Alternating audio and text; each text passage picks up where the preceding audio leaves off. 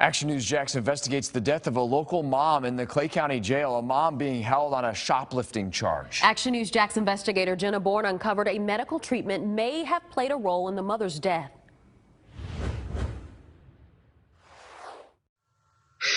It broke my heart. Amanda Snyder says it's hard to think about the cousin she grew up roller skating with dying alone in a jail cell. She was a very loving, kind person, and she didn't deserve this. Nobody deserves this. On March 4th, Michelle Bewley violated the conditions of her bond on a shoplifting charge and was booked back into Clay County Jail. The next day, a detention deputy and nurse found her dead. The medical examiner's report says Bewley died of hypertensive heart disease, and chronic drug abuse with opiate withdrawal played a role. Bewley's toxicology report shows she had fentanyl, a powerful opiate, in her bloodstream when she died. And this is important, also found in her blood was lorazepam, an anti-anxiety medication. Although it's unclear whether jail staff gave Bewley that medication, the detention director tells me staff does use lorazepam to treat anxiety in some people going through drug withdrawal and some who are on suicide watch. Both of those applied to Bewley. So are you saying that that combination could be lethal? Oh, 100%.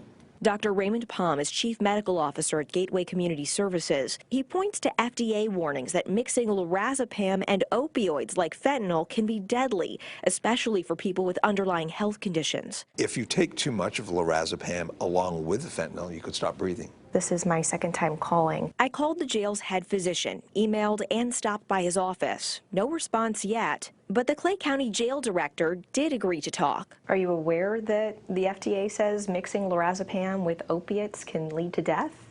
Well, the strange thing is, and it's kind of a misnomer in that comment, because what we're doing is we're treating the withdrawal, which is the absence of the opiate. But if somebody still has that in their system, Then they're not actually in the withdrawals. The withdrawals is the absence of the opiate in their system. Dr. Palm says a person can go through withdrawal even when they still have drugs in their bloodstream. It just means they don't have the amount of it in their system that their body is used to. Lorazepam is not a medication that we would use for opiate withdrawal, period.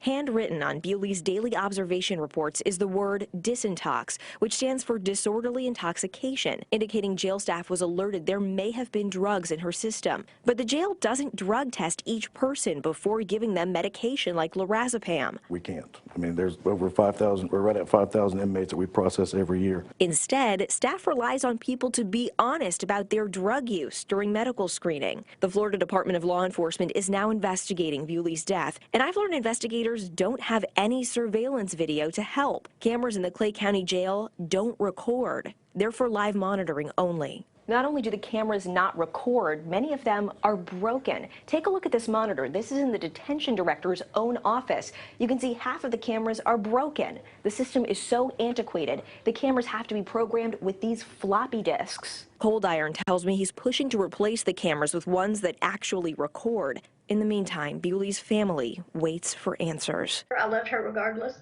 of the mistakes she's made, but that doesn't define her as a person. Because she was a caring person, she loved her family, and I hope this never happens to anybody else's family member. Reporting in Green Cove Springs, Jenna Bourne, CBS 47 Action News Jax.